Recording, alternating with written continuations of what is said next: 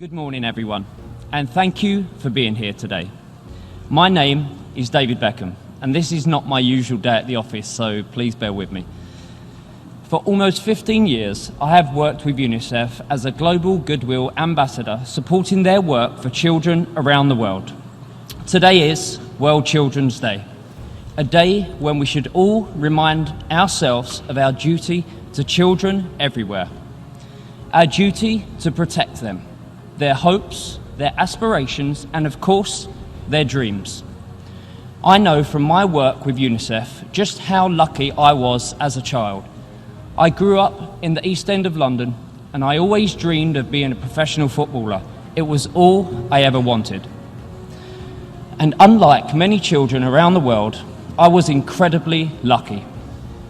I had a home, an education, and a family to help me achieve my dreams. I worked hard, but I was always supported every step of the way, first by my amazing family, then by my teachers, and then by my coaches. From a very young age, I had people in my corner who believed in me, who wanted me to succeed, and who helped me reach my goals. Since 2001, I've worked with UNICEF, meeting girls and boys from all over the world. Children much less fortunate than that boy from the East End of London. Children hungry and sick. Children living through wars. Children who lost their parents in earthquakes and floods. Girls and boys with different stories and backgrounds from my own. But, like all children, they have one thing in common. They have ambitions and they have dreams for a better future. I have travelled to many places around the world with UNICEF and heard firsthand from children who are calling out for change. Like the children I met in Indonesia who dream of a school with no bullying. They are leading a brave programme to help make that happen. Or the children I spent time with in a refugee camp in Djibouti who are fleeing violence and war. They dream that one day they will be able to return home to live in peace.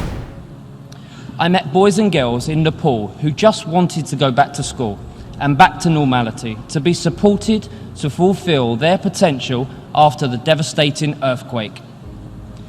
I heard from young people in South Africa and Swaziland who deserve to grow up free from diseases like HIV.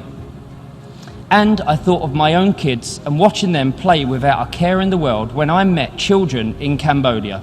They, like all children, just want to feel safe and protected. I've seen for myself how UNICEF is helping to make the changes that children need to see in the world by delivering health services, nutrition, water and sanitation, plus education. All of the ingredients that children need to grow up healthy and happy and to unlock their full potential. But we know that much more work needs to be done. As leaders, as public figures, as parents, and of course as human beings, we must all do more to protect children's dreams. Because the future doesn't belong to us, it belongs to children.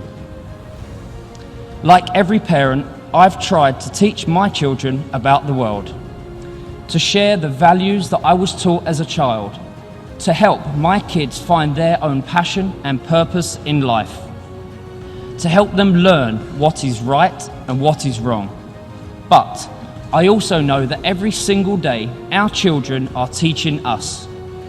As a father of a young daughter, I see her determination to achieve her goals and to have just as many choices in life as her brothers do. I see her being inspired by young women speaking out for change. I hear her passion about the need to protect our planet for the future. But around the world, the voices of children are getting louder. They are calling for better health, a visit to a doctor, a simple vaccination against diseases, a plate of food and clean water to drink. They are calling for a seat in the classroom, and the loudest voices are coming from girls. They just want the same opportunities as boys to learn and develop. Young people are calling for a planet that can support them and future generations, where our resources are sustainable and our environment is protected.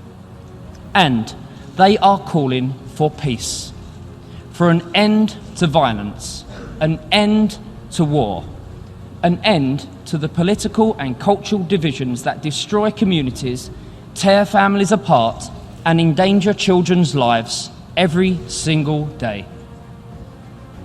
As we mark the 30th anniversary of the Convention on the Rights of the Child, we must ask ourselves, are we listening? As adults, are we humble enough? Are we smart enough to realise that in the face of every single child, we can see the future of the world? Children never stop learning, neither should we. Children never stop asking questions and demanding more, neither should we. So please, join me in this mission for children. Let's listen to our young people because they will show us the way. I am proud to be here, lending my voice to this conversation and supporting brilliant young activists like Millie Bobby Brown, who is using her platform to command attention to the cause. So, today, on World Children's Day, let's make new promises to the children of the world. We promise to listen to you. We promise to learn from you. We promise to act for you. Together, we promise to work harder to protect your dreams.